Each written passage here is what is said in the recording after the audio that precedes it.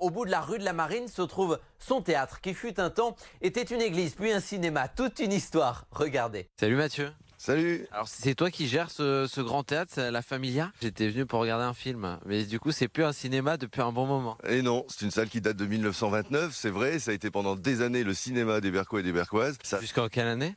Ça a fermé, si je dis pas de bêtises, en 2012 ou 2013. On a tout fait pour le réhabiliter en véritable théâtre. Et voilà, il a rouvert ses portes en 2018. Et avant d'être un cinéma? C'était une salle qui était liée à la paroisse de la ville, c'était des spectacles religieux, ça se faisait énormément à l'époque. Donc une ancienne église un peu, ensuite un cinéma et maintenant une salle de spectacle. C'est quoi la prochaine étape?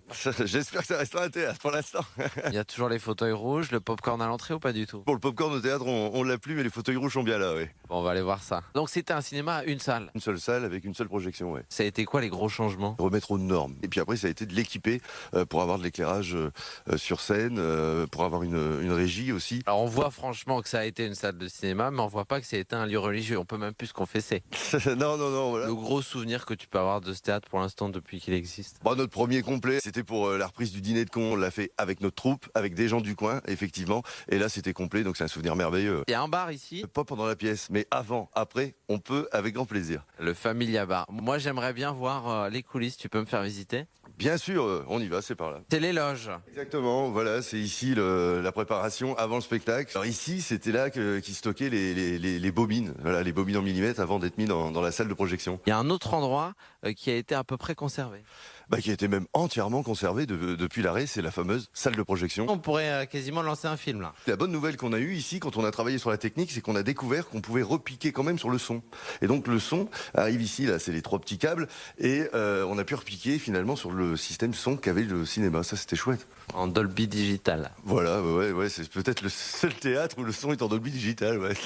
Et pourquoi pas transformer le lieu en balcon siège premium pour les spectateurs? S'il y a de plus en plus de spectateurs, on sera bien obligé et ça sera une formidable nouvelle, ouais. Voilà, et si Mathieu gère un théâtre, sachez qu'il est également comédien. Vous pouvez l'applaudir ce dimanche à 17h à Armentières, aux côtés de Valentin dans leur pièce De Gaulle est de retour. Et si le général débarquait à notre époque? Salut Valentin, t'es de quelle époque toi? De l'époque 92. Mais j'en vois un côté, mon général, qu'est-ce que vous faites là?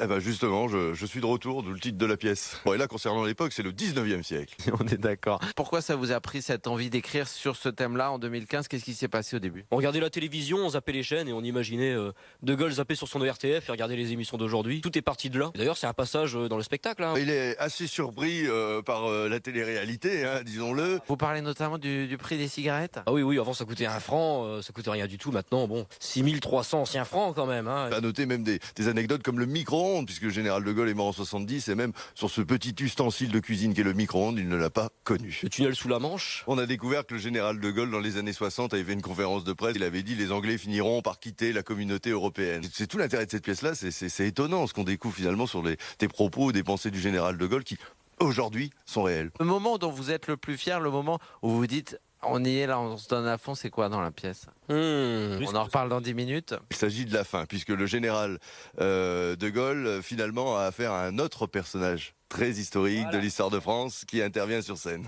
Et on n'en dira pas plus. Comment est-ce que le public accueille cette pièce? Ce qui est bien, c'est qu'on a à la fois dans la salle, effectivement, des grands-parents qui sont là, eux, pour faire découvrir aux petits-enfants le premier président tout de même de la Ve République, le créateur de notre République actuelle. De la région.